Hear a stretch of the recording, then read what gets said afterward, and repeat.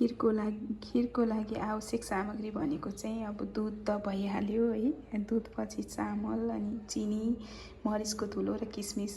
यसमा मैले धेरै चिज मिसाएको छुइनँ, जस्ट बदाम, काजु र नरिवललाई सानो पिस गरेर काटेर राखेको छु।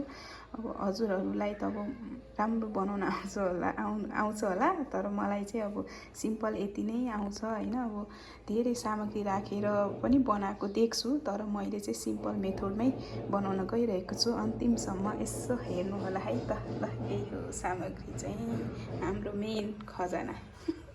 भाँडा चाहिँ यही हो। यो चाहिँ मेरो गाउँमा पुरानो भाँडाकुँडाहरू सबै दिएर बनाउन लगाएको होममेड भाँडा हो। यसो हेरेर चाहिँ नहाँसिदिनु होला फेरि कस्तो भाँडा हो यो भनेर। म चाहिँ अब 2 लिटर दुध हाल्न गइरहेको छु।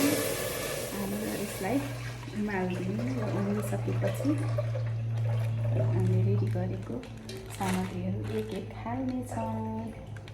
ल अब मैले बसाल्नलाई सुरु गरेँ। यत्रो आगोमा चाहिँ अब उम्लिनलाई मैले छोडिदिएको छु। अब दुध उम्लियो। मैले अहिलेको 1 कचौरा चामललाई पखालेर ठिक्क पारेको छु। अब म हालिदिन्छु। खिर बनाउनलाई चामल मैले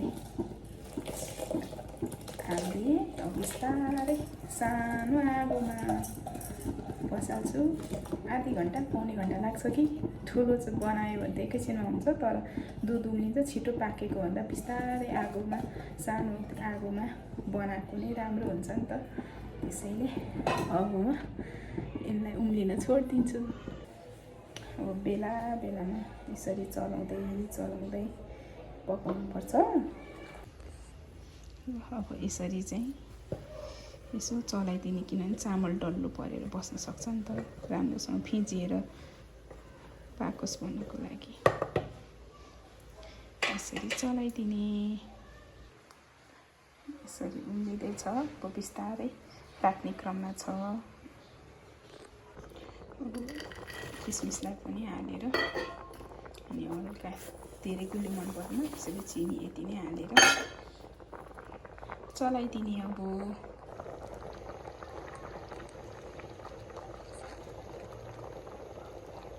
हेर्नु त साथीहरू, अब खिर रेडी भयो।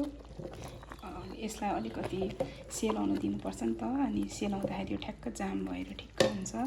र अब यसमा म मरिचको धुलो हालिदिएँ अनि घिउ पनि हालिदिएँ। घिउले चाहिँ लतक्क भएर जम्नको लागि मिठो भन्दा त जम्नको लागि सहयोग पनि हुन्छ, राम्रो पनि हुन्छ। एकअर्कामा जोइन लतक्क पाकेको राम्रो हुन्छ नि त। ल खिर यसरी तयार भयो। लगभग आधी घन्टामा मैले पकाइसकेँ। पौने घन्टा लाग्छ कि भन्ने पनि लागेन। ल है यसरी खिर रेडी भयो। ल साथीहरू आउनुहोस् खानालाई। सबै कोलाई मनपर्छ कमेन्ट गर्नु होला। मैले अब आगो पनि बन्द गरेँ।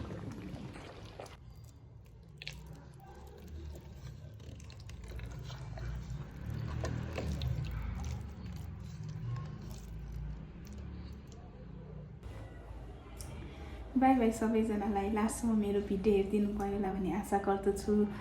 त्यति राम्रोसँग एडिट गर्न पनि आउँदैन र राम्रोसँग बोल्न अथवा भिडियो क्याप्चर गर्न पनि आउँदैन, तैपनि हजुरहरूले हेरिदिनु भएर इन्जोय गर्नुभयो होला भन्ने आशा गर्दछु। र मैले जस्तै मिठो तरिकाले, सिम्पल तरिकाले बनाएर खिर सबैजना फ्यामिलीहरू मिलेर खानु होला। अब असार 15मा दही चिउरा, साउन 15मा खिर भन्छन्, तर मैले असार र साउन आउनुभन्दा अगावै जेठमै खिर बनाएर खाएँ साथीहरू।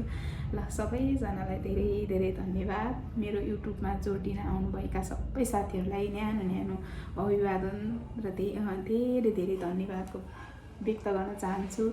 आशा गर्दछु मलाई साथ सपोर्ट गर्नुहुनेछ र हजुरहरूको साथीभाइलाई पनि यसो भन्न लगाएर सब्सक्राइब गरिदिनु होला है त।